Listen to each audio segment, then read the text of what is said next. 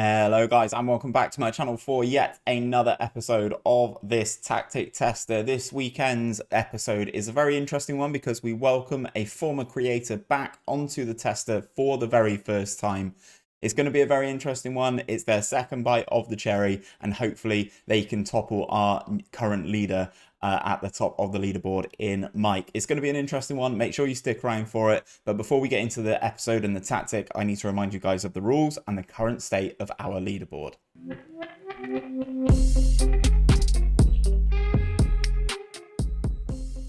So guys, a quick reminder of the rules as we always do in this series. All tactics must have a proven record of success and or achievement. All tactics will use the same team and fixtures for the test. That will be Arsenal in this tactic tester this season. No transfers will be allowed to be made in either transfer window. Tactics will be loaded in and the whole season will be simulated in one go. And all points, wins, goals scored and win percentage will be collected and displayed at the end of the video to find the best tactic out there. So let's have a look at our current leaderboard. So this is the state of the current leaderboard. Mr. Spaceman was up last week with his fighter jet tactic, which was very, very interesting. Scored a very, very good amount of goals at 2.67 goals per game. However, Mike is still top of the leaderboard with his amazing win percentage of 73.85%. So that is the current state of the leaderboard. Will today's creator manage to topple Mike at the top of the leaderboard? Let's get into the game and find out who today's creator is.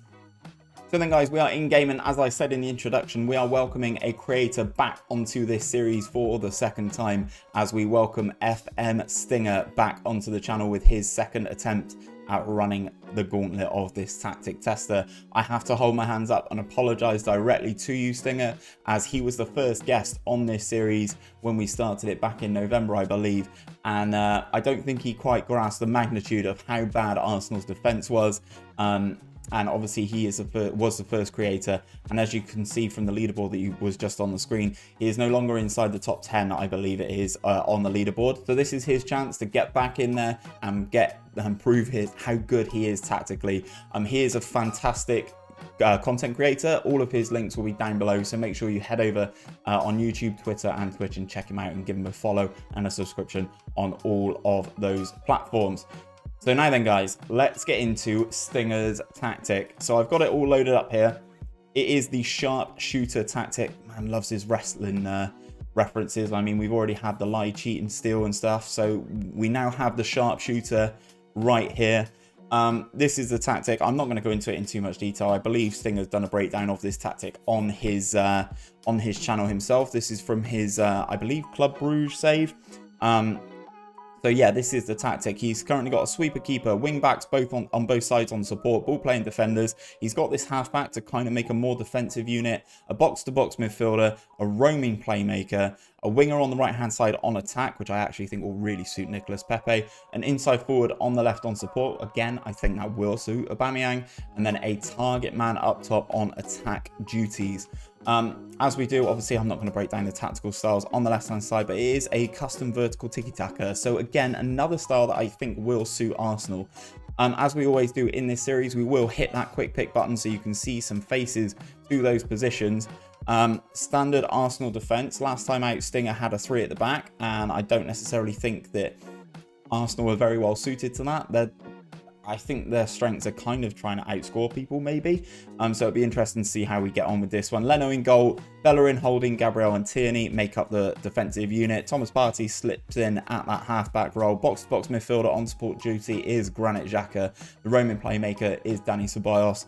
Winger on the right-hand side is Willian. Inside forward on the left-hand side is Saka. And then Pierre-Emerick Aubameyang up top as the target man. It will be interesting to see who gets the goals in this one.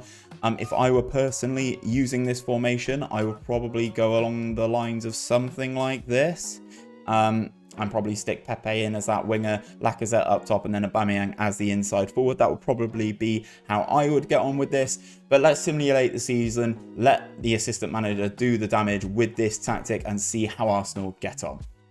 So then guys, here we are at the end of the season, and I can see that Arsenal have finished in 4th with 71 points. This end of the season is always so tough in this save. Arsenal actually starting the season superbly here. We will get into that in a second, but I can see currently finishing 4th. A very convincing fourth as well, I will say. What is that? 7-8 points clear of Chelsea in fifth. Almost could have potentially caught Manchester City, who were in third. Manchester United winning the league again. It's always United or Liverpool. I don't understand why United are anywhere near in terms of contention, but there we go. Spurs down in 11th as well is absolutely crazy. So let's have a look and take a look and see what's on our screen.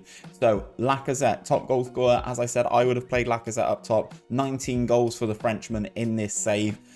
Nicolas Pepe is the highest average rated. 17 assists coming from Willian. So that's interesting to see these two alongside each other as the highest average rating and the most assists, as they play mostly the same position. Most man of the match awards is Nicolas Pepe with 11 man of the match awards, and then Thomas Partey has picked up the most yellow cards with 12, which is a lot. That is a lot of yellow cards, but no red cards. Granit Xhaka and David Luiz keeping their heads throughout the whole course of the season. So I guess without any further ado, let's go into the competitions. So, oh, he's only gone and won the Europa League. Yes, Stinger. Love to see it. Right, okay, so Community Shield victory secured. That's good. That rarely happens, to be perfectly honest. Rarely beat Liverpool in that one. Carabao Cup third round. Knocked out by Watford. Not great. And knocked out in the quarterfinals of the FA Cup by Wolves. Is what it is. Not too bad. Winning the Europa League, despite it being on penalties, I don't care. It's a very good trophy and basically sees Arsenal doubly qualify for the Champions League, doesn't it? As the Europa League winner and as the fourth place team in the league. So all in all, I actually think that's a pretty good season for Arsenal. I think Arsenal would love this year if they finished fourth, won the Europa League. I think that would have been a very good return for them. So next thing up, let's go into the schedule and see how things started. They absolutely decimated Liverpool in this Community Shield, winning that 3-0. Aubameyang, Lacazette and Willian with all 3 goals there. And then they start the season like an absolute house on fire. Beating Sheffield United to start the season off. It's late, but they all count. Drawing 0-0 with Fulham. Then comes the loss to Watford. And then it really picks up, guys. Just from a first glance at this, they have not. This Arsenal team has not conceded many goals at all. 3-0 against Wolves, 0-0, 1-0, 2-0, 2-0, 2-0, 3-1. Jesus, this is impressive, Stinger. This is really impressive. So beating Tottenham as well. There's some late goals in here. There are some late goals in here. I will give him that. 93rd minute for Willian there. I mean, it wasn't really a deciding factor, but still. Hector Bellerin against Spurs in the 87th minute. That's a good one. Interesting looking Europa League group. Kolos, Michelin, and Asana. That's very easy. That's a very nice draw there. 6 wins out of 6 there. 18 goals scored, 6 goals conceded. Very good. Go through in the Europa League.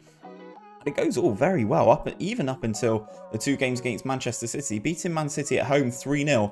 And then the 1-1 away, Riyad Mahrez scoring that late goal there in the 87th minute. Another good result against Spurs. 4-1 at home. That is a very good result. These will be disappointing losses, I'm sure. 2-1 at home to Crystal Palace. And then 2-1 at home also to Brighton. I don't know why. Brighton are always a good team in Football Manager for me. Nice gimme in the FA Cup in the 3rd round with Aldershot, a 6-0 there, comfortable win. But then the next round, Manchester United at home beat them 3-0 as well. Aubameyang with 2 and Willian with 1. Doing very good things there. And then we move forward. Then I assume it starts to get a little bit ropey. Beating Wolves, Bellerin in with the goal again, losing to Manchester United at home. 85th minute Bruno Fernandes penalty. It's almost as if we are in real life with this this sort of thing. Bruno Fernandes penalty. Losing to Sheffield United, that's a difficult one to take, I'm sure. So Europa League first knockout round, CSKA Moscow 1-1 in the away leg, and then a comfortable 3-0 back at the Emirates. Aubameyang again on the score sheet there. Then they take on Young Boys in the 2nd round of the Europa League, 2-1 at home and a 3-2 loss away, but the away goals do secure it. Beating Liverpool 3-2 as well in the league. That's a very good result. Maitland-Niles with all 3 in that game. It's a very strange person to get a hat-trick in a game against Liverpool, but We'll take it. We move on. Beat Burnley. Lost to Wolves in the FA Cup quarter-final. So it was 1-0 against Wolves. Connor Cody. You'd imagine that's a set piece coming in the 81st minute. Then we move into April. Good result here against Lille. Absolutely battered Lille in the Europa League quarter-finals. So 3-2 to Arsenal in the game at Lille. And then 5-0 at the Emirates. That is absolutely teaching the French side a lesson.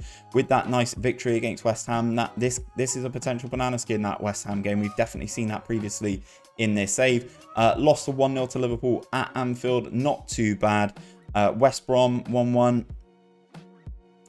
You kind of expect that at home, but maybe they're prepping for the Europa League semi-final just a few days later at home against Atletico Madrid, who 100% should not be in the Europa League. But they beat them 3-1 at the Emirates and then lose 2-1 away over in Spain. And they go through, obviously, into the final. Nice 3-0 against Brighton. That's very good. Unfortunately, it's just how they ended the Premier League season, I guess, with the Europa League coming up and kind of 4th place wrapped up. The loss to Aston Villa's probably a frustrating one. Jack Grealish getting on the score sheet there. 4-1 at home to Everton. Not great again. And then these last two are always a killer. Chelsea and Manchester United, both away, both losses. Unfortunately, this end of the season has probably cost them 3rd place, unfortunately. And then they get into the Europa League final. They do win on penalties. So we will take a look at that and see who missed for...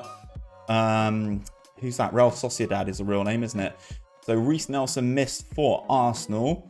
And then on the other side, Olazabal and Munoz missed the penalties for the Spanish side. So we put the formations up here, as you can see. So in the Europa League final, this is what they went for.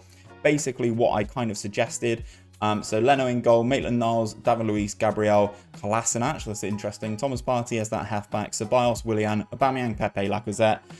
Looking pretty strong. The defence on the other side had basically kind of mirrored the shape that Stinger's put together, actually. So it's interesting to see that both these shapes have done well and both got to the Europa League final. An 8.3 for Leno and an 8 for the Real Sociedad goalkeeper is very, very interesting to see completely. So we go into the squad now then. Let's take a look at everything. Let's slide it across. So who made the most appearances? It was Leno who made the most appearances.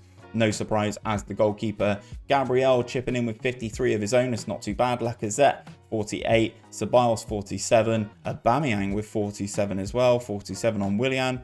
46 on Hector Bellerin. So it's interesting that Bellerin played a large portion of the season but didn't play in the Europa League final. Interesting. Thomas Partey chipping in there. So now let's take a look at the goals. So Lacazette with 19. Nicolas Pepe with 18. Willian with 18. Willian's had a great season. And Aubameyang with 17. So I just noticed there, Willian, 18 goals and 17 assists in 47 games. That is sensational and a return that I'm sure Arsenal fans would be wishing that Willian could actually deliver in real life. So we will go over to the assists then. 17, as I mentioned, for Willian. Then Bellerin comes in second with 11. Lacazette with 9. And then Pepe and Ceballos with 8 respectively. And then Granit Xhaka and Saka with 7 apiece as well. So all in all, I think this has done very, very well. I'll be very intrigued to see how it gets on in terms of looking at the stats. But before we do that, we will go into the analyst report and we will take a look at things as we always do. So this is how we're looking in terms of the rest of the Premier League. Goals per game slightly better. Expected goals per game slightly better. Conceded per game 0.76. This is a very solid defensive formation, I must admit. Stinger's done a very good job of plugging the gaps with Arsenal and making them very, very difficult to be beaten here. Solid number of shots per game. Expected goals against per game is definitely low in terms of what we have seen on this series so far. In terms of scoring then, let's take a look at their attacking efficiency. So pretty middle of the road there.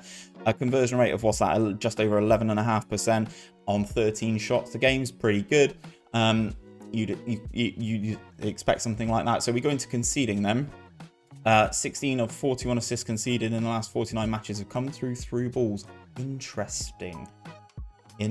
So in terms of shots faced per game, they're doing really well. Only them and Manchester United sort of face a low sort of number of shots. Them and Liverpool as well. Oh, and Man City face a low number of shots per game, around the 8 mark. But they are also restricting the opposition conversion rate to just around 9.5%. So Arsenal are at 9.5%, but Manchester City have an opposition conversion rate of almost 17%. That is absolutely crazy. Our defensive statistics, sorry, get your words out, Steve, are very interesting. We face fewer shots per game than average, and we can concede fewer goals than would be expected from the number of shots we face. So in terms of formations, and this is my very interesting one, I'm very interested to see how they got on. So in terms of all formations used, created a positive of 21 clear-cut chances for and against, which is good, keeping it in the positive. Then we go into the formations faced, and the ones that it's done really well against, let's have a look. It's actually done pretty well against 5-back formations, which is something that I really struggle to break down, if I'm being perfectly honest, with the +7 there. It's also got a +4 against the 4-4-1-1. Again, another defensive formation. So it's interesting to see that it actually does really well against the defensive shapes, whilst also being very solid itself. In terms of the worst formation that it's done against, a 4-2-3-1 wide, even then, -3 clear-cut chances for and against. I don't think that's too bad at all. Okay, guys, so what I'm going to do is I'm going to get my calculator out, figure out Stinger's results, and pop up a new leaderboard with him on it, and we will see how he stacks up against the rest of the competition. So then, guys, here is the new leaderboard, and Stinger just pops himself just above me on the leaderboard into 5th place with his 4-3-3. He did pick up the 2 trophies, of course. I am counting the Community Shield. I have counted the Community Shield all the way through. It's just that not many people do win it. But he did pick up the Europa League as well. Finished 4th in the Premier League with 71 points in total, scoring 110 goals, which is kind of on the low side, but it is a very defensive formation. And this is where you can see that the formation really works. 43 goals conceded is the lowest that we have seen thus far. 43 is the lowest by a decent margin as well, especially considering the amount of games that Stinger played to get to the final of the Europa League. He averaged 1.89 goals per game with a win ratio of 67.24%. That does see him into 5th. So then, guys, that is it for another weekend on the Tactic Tester. I hope you have enjoyed it. If you do think that your tactic can beat Mike at the top of our leaderboard, he keeps staying at the top. He is still there. If your tactic can beat him, let me know either in the comments down below or contact me on social media. All my links are in the description. Make sure you do let me know, and we can get your tactic running on the Tactic Tester. But that is where I'm going to leave things for today, guys. If you have enjoyed today's video, don't forget to drop a like on it, subscribe to the channel for daily Football Manager content, and I'll be back at the same time next Saturday with another person on the Tactic Tester. Hopefully, I'll catch you guys there.